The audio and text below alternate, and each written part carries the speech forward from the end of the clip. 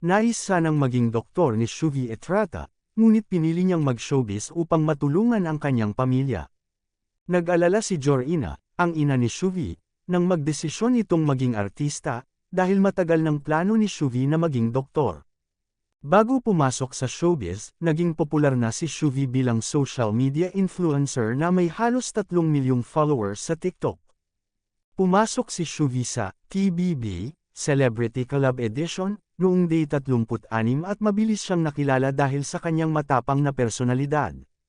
Tinatawag siyang ang Island Ate ng Cebu ng kanyang ina, na nagpapakita ng malalim na koneksyon ni Shuvi sa Bantayan Island.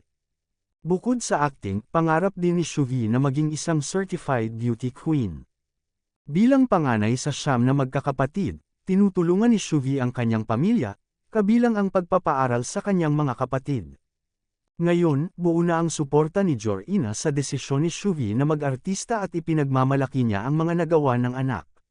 Kilala si Shuvi sa pagiging protektibo kay Ashley Ortega, lalo na sa loob ng PBB house. Ayon kay Jorina, kinakatawa ni Shuvi ang Cebu at binabago ang mga stereotypes tungkol sa mga Bisaya dahil sa kanyang talino, kagandahan, at sense of humor.